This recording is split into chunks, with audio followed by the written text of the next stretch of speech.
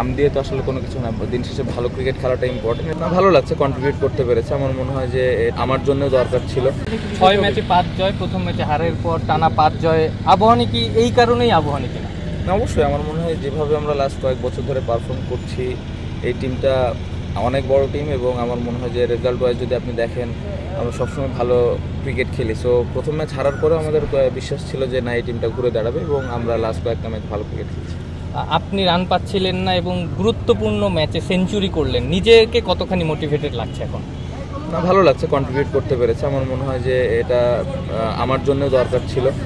So আজকে দলের হয়ে কন্ট্রিবিউট করতে পেরেছি, সব থেকে ভালো লাগার জায়গাটা এটাই।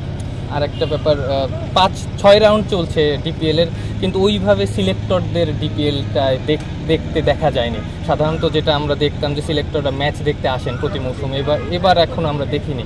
ন্যাশনাল টিম ক্যাপ্টেন হিসেবে এটা আসলে হতাশাজনক কিনা, যে কারণ মাঠ থেকে যতখানি বোঝা যায় হয়তো টিভি থেকে অত ভালো বোঝা যায় না। এটা আসলে সিলেক্টরের কাজ, ওনারা কিভাবে খেলাটা দেখবেন। আমি বিশ্বাস করি যে তারা ক্লোজলি খেলাটা দেখছেন। আসলে তাদের কাজটা কীরকম হওয়া উচিত তারা ভালো জানেন এবং আমার এই জায়গাটাতে নিয়ে কোনো কমপ্লেন নাই যে তারা খেলা দেখছেন না। আমার পুরো বিশ্বাস আছে তারা খেলা দেখছেন এবং খুব ক্লোজলি প্লেয়ারদের ফলো করছেন। থ্যাংক ইউ ভাই। আমরা যদি একটু ন্যাশনাল টিমের কথা যদি বলতে পারি। না, ন্যাশনাল টিমের কোনো কথা নেই। মানে 2027 বিশ্বকাপের কথা সবাই প্রস্তুতির কথা বলছে, যে আপনাদের প্রস্তুতি বা আপনারা কেমন দেখছেন 27 বিশ্বকাপ নিয়ে, পরিকল্পনা কেমন হতে পারে, এই ব্যাপারটা যদি একটু বলতেন। এই ব্যাপারে আমার জন্য বলাটা মুশকিল। আমি এখন পুরো ফোকাসটা ঢাকা প্রিমিয়ার লিগ নিয়ে করছি এবং চেষ্টা করছি যে প্রতিদিন কিভাবে আবাহনী টিম জিতবে, প্রতিদিন কিভাবে আমরা আমাদের জায়গা থেকে ইমপ্রুভ করতে পারবো। সো 2027 পর্যন্ত আসলে প্ল্যান পরিকল্পনা আসলে ম্যানেজমেন্ট যারা আছেন, কোচ যিনি হবেন, ক্যাপ্টেন যিনি হবেন, তারা করবেন। সো এই বিষয়গুলো নিয়ে এখন আমার জন্য বলাটা মুশকিল, বাট আমি খুবই খুশি যে আমাদের আবাহনী টিম ভালো করছে।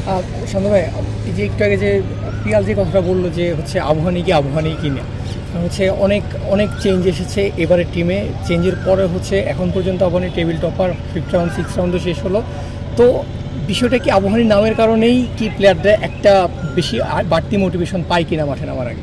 না, অবশ্যই এই ধরনের টিমে খেলা তো অবশ্যই প্রাইডের ব্যাপার। আমার মনে হয় যে তারপরেও আমি বলবো যে নাম দিয়ে তো আসলে কোনো কিছু না, দিন শেষে ভালো ক্রিকেট খেলাটা ইম্পর্টেন্ট এবং যে কাজটা ড্রেসিং রুমে সবাই করছে আমাদের টিমের। সো অবশ্যই নাম ম্যাটার করে, বাট দিন শেষে কিন্তু ব্যাটে বলে পারফর্ম করাটা ইম্পর্টেন্ট, যেটা আমাদের দল করছে। হান্নান সরকারের সিলেকশন আপনি খেলেছেন, হান্নান সরকারের এখন তিনি নতুন একটা ক্যারিয়ার শুরু করেছেন, সেখানে আপনি খেলছেন, তার টিমে ক্যাপ্টেন্সি করছেন, কেমন এনজয় করছেন তাকে, কেমন? না, সোফার আলহামদুলিল্লাহ ভালো কাজ করছেন উনি এবং আমাদের টিমে সবাই এনজয় করছে। আই হোপ যে এই পুরো টুর্নামেন্টটা ওনার সাথে ভালোভাবে যাবে।